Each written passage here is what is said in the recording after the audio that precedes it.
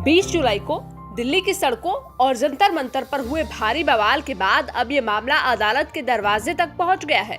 NEET paper leak और केंद्रीय शिक्षा मंत्री के इस्तीफे की मांग को लेकर कॉकरोच जनता पार्टी के संसद मार्च के दौरान कथित पुलिस बर्बरता पर दिल्ली हाई कोर्ट ने बेहद सख्त रुख अपनाया है। अदालत ने मामले की गंभीरता को देखते हुए केंद्र सरकार और दिल्ली पुलिस को नोटिस जारी कर 4 हफ्ते के भीतर जवाब तलब किया है। कोर्ट ने स्पष्ट कर दिया है कि ये कोई सामान्य या इकलौती घटना नहीं है जिसे केवल व्यक्तिगत शिकायत बतलाकर टाला जा सके।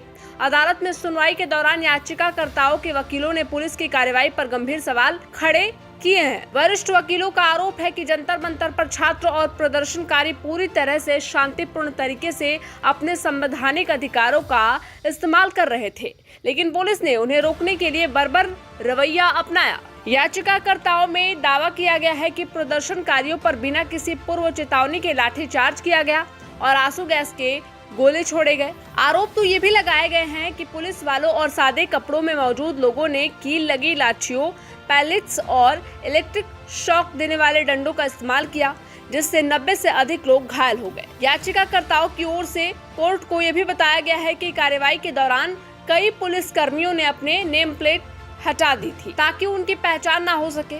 साथ ही महिला प्रदर्शनकारियों के साथ अभद्र व्यवहार और छेड़छाड़ के भी संगीन आरोप लगाए गए हैं। वकीलों ने मांग की है कि मामले की जांच के लिए एक स्वतंत्र SIT का गठन किया जाए और इसी के साथ जिम्मेदार पुलिस अधिकारियों पर नामजद FIR दर्ज हो। अदालत से ये भी अपील की गई है कि घटना के समय तैनात पुलिस कर्मियों का रिकॉर्ड और बल प्रयोग की मंजूरी देने वाले आदेश कोर्ट के सामने पेश किए जाएं। दूसरी तरफ केंद्र सरकार और दिल्ली पुलिस की ओर से पेश हुए additional solicitor general SV Raju ने इस याचिकाओं का कड़ा विरोध किया। सरकार का तर्क था कि 20 जुलाई का प्रदर्शन शांतिपूर्ण नहीं था, बल्कि प्रदर्शनकारियों ने हिंसा का सहारा लिया था, जिसमें कई पुलिसकर्मी घायल हुए और गाड़ियों को नुकसान पहुंचा। ASG ने कहा कि ये याचिकाएं महज पब्लिसिटी पाने के लिए दायर की गई है और जिन लोगों के चोट लगने का दावा किया जा रहा है उन्होंने खुद कोई FIR दर्ज नहीं कराई है।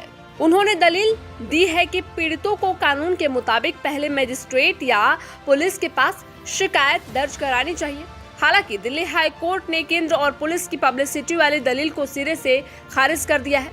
हाई कोर्ट ने ASG से सवाल किया है कि जब इतनी बड़ी संख्या में लोग शामिल हैं और गंभीर आरोप है तो आप ये कैसे कह सकते हैं कि हर व्यक्ति अलग अलग जाकर FIR दर्ज कराए। कोर्ट ने सबूतों से छेड़छाड़ की आशंका को देखते हुए हाई कोर्ट ने दिल्ली पुलिस को निर्देश दिया है कि घटना से जुड़े सभी CCTV फुटेज, वीडियोग्राफी और डिजिटल रिकॉर्ड्स को SOP के तहत सुरक्षित रखा जाए।